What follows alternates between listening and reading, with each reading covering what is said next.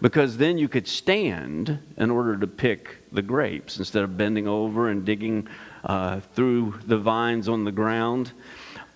It also gave the vine a pathway to be able to grow in a certain manner, in a certain direction. And the vine would begin to grow and spread out and create these shoots off the main vine. These shoots would get blossoms on them, and the blossoms would eventually become grapes. But about the same time that the new grapes were ripening, what happens, there would be sprouts that would continue to grow, producing new branches and new growth. And when you look at it, it appears healthy, full of life, full of production, full of opportunity for all of these grapes that's going to be produced.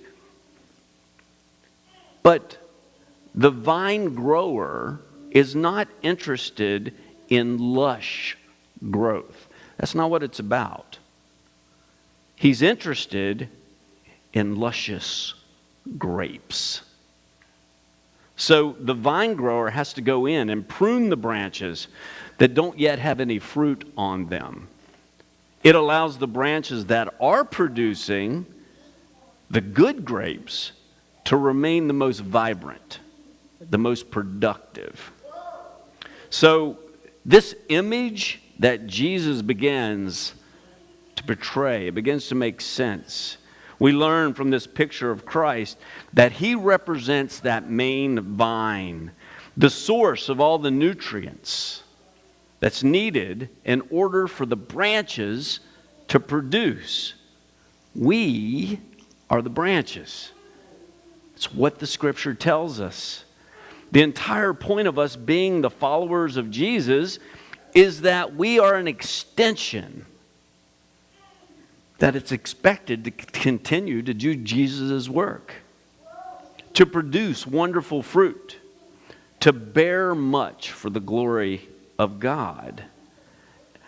An extension of Jesus. Do you get that this morning, church? Okay, Pastor, so how do we do this? If you're going to bear good fruit, the right fruit, you must be grafted into the vine. This is very important, and no matter how good the branch may be or how good the branch may appear, if it's not connected directly to the vine through the main source, they will never produce at the highest potential and produce good fruit. It has to be connected to the main healthy vine that helps ward off disease, malnutrition, overgrowth.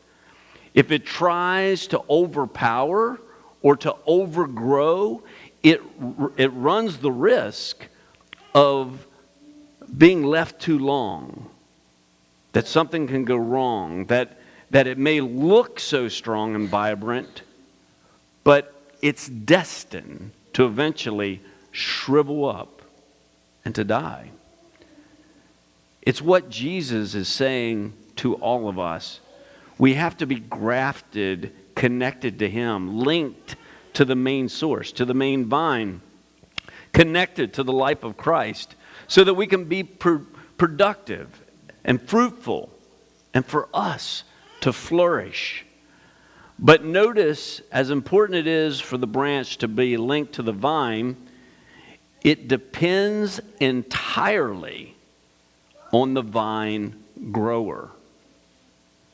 Just as it is in our salvation, it's dependent upon us.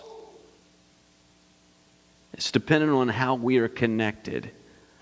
But truly, it's God who's doing all the work.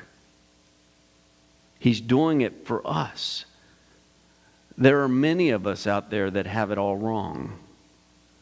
They think that they have to wait until they're strong, full of opportunity to grow, or already seemingly producing. They're trying to be good enough to be seen. But all they have to do is recognize that they can never be good enough to produce on their own. They need to look to God so that he can take a part in their lives and be a productive part of the overall vine. Only then does God look to the branch to bear fruit as they draw from the power of the vine on the life of Christ, where they now can deliver this fruit that God so much desires.